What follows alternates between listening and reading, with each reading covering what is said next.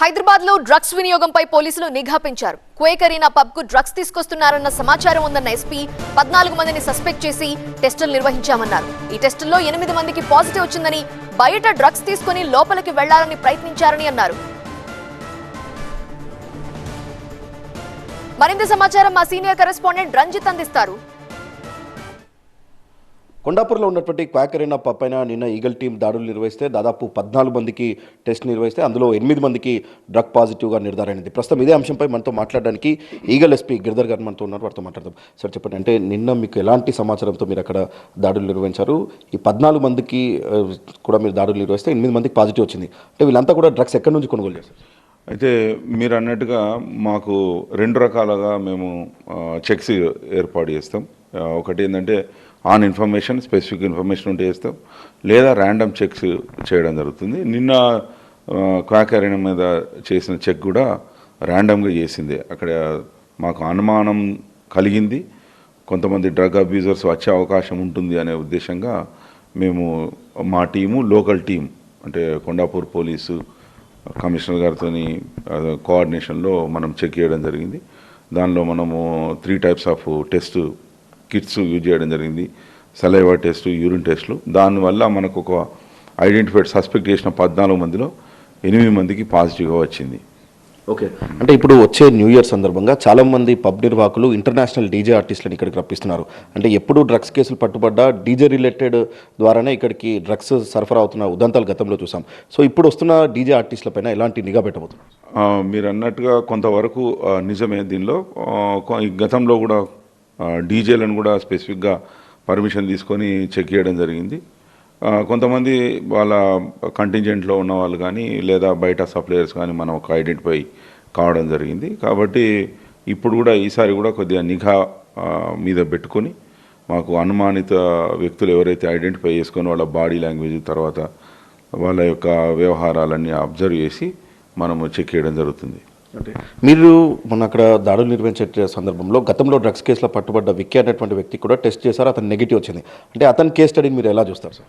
అది ఒక eagle team యొక్క సక్సెస్గా మేము భావిస్తున్నాం. విక్కీ అనే అతని వ్యక్తి గతంలో దొరికి తర్వాత డీ అడిక్షన్ సెంటర్లో దాదాపు 1 నెల రోజులు గడిపి బయటకు వచ్చి ఒక సాధారణమైన జీవితాన్ని గడుపుతున్నాడు అనేది మేము పట్టుకుని డీ అడిక్షన్ సెంటర్లో ఏర్పాటు చేసి వాళ్ళలో ట్రీట్మెంట్ అంతా ప్రొవైడ్ చేసిన దానిలో నుండి బయటకు వచ్చిన ఒక సక్సెస్ఫుల్ వ్యక్తిగా మేము ట్రీట్ చేస్తున్నాం. అది ఈగిల్ టీం యొక్క సక్సెస్గా చెప్పవచ్చు. ఓకే, మీరు ఇప్పుడు పబ్స్ పైన ర్యాండమ్గా చెక్ చేస్తున్నారు, కిట్లతో చెక్ చేస్తున్నారు, మీరు అక్కడ మఫ్తీల్లో కూడా ఉంటున్నారు, మీ టీమ్స్ అన్ని కూడా నిఘా పెడుతున్నారు.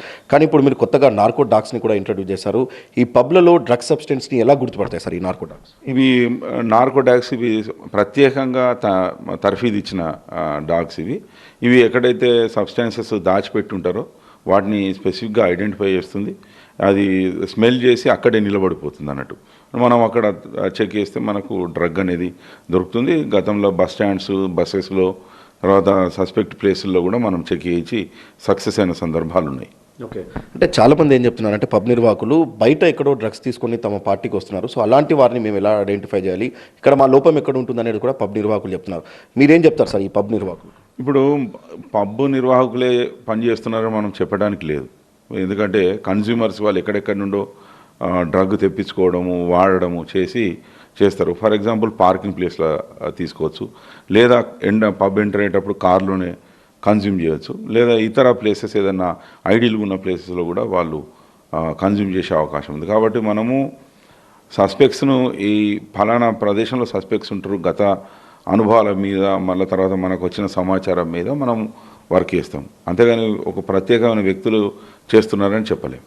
ఓకే, అంటే మీరు స్పెసిఫిక్గా చెప్తున్నారు అంటే ఈ న్యూ ఇయర్ టార్గెట్గా ఎవరైతే ఆర్గనైజ్డ్ డ్రగ్ పార్టీస్కి ప్లాన్ చేస్తారో అలాంటి వారికి మీరు ఈగల్ టీమ్గా ఎలాంటి హెచ్చరికలు జరిగాయి?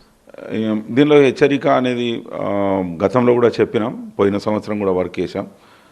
మనం ఎప్పుడైతే ఈ పబ్స్ కానీ, వైన్స్ కానీ, ఇతర ఈవెంట్స్ జరిగే ప్లేసెస్లో మా నిఘా ఎప్పటికీ ఉంటుంది. మేము ఈసారి కొద్దిగా పకడ్బందీగా 12 టీమ్స్ ఫామ్ చేయడం జరిగింది. అందరూ కూడా ఎక్స్పర్ట్స్ ఉన్నారు. దీనిలో భాగంగా మనం ట్రాఫిక్ పోలీస్ అంటే ట్రై కమిషనరేట్లో ఉన్న ట్రాఫిక్ పోలీస్తో plus SOT task force teams మరియు సివిల్ ఫోర్స్తో కలిపి మనం ఈ చెక్స్ అనేది కండక్ట్ చేయడానికి ప్లాన్లో ఉన్నాం. రోడ్డు మీద కూడా వెహికల్ చెకింగ్లు కూడా మనము ఈ డ్రగ్ టెస్ట్ చేయడానికి సమాయత్తమైన మనము సరిపడా అన్ని కిట్స్ జర్మనీ నుండి అమెరికా నుండి తర్వాత అబోట్ ఫార్మాస్యూటికల్ కంపెనీ నుండి సరిపడా కిట్స్ తెప్పించుకోవడం జరిగింది. అందరికి కూడా ఆల్రెడీ డిస్ట్రిబ్యూట్ చేయడం జరిగింది. ఓకే, ఇది న్యూ ఇయర్ వేడుకల సందర్భంగా ఈగల్ టీమ్స్కి సంబంధించిన నిఘా కొనసాగబోతుంది. ఎవరైనా ఆర్గనైజ్గా డ్రగ్స్ పార్టీస్ అరేంజ్ చేసినా, పబ్బుల్లో బయట వ్యక్తులు వచ్చి డ్రగ్స్ సేవించినా కానీ కూడా ఖచ్చితంగా అలాంటి వారిని గుర్తిస్తాం. వాటికి సంబంధించినటువంటి మెకానిజం కూడా తమ వద్ద ఉంది.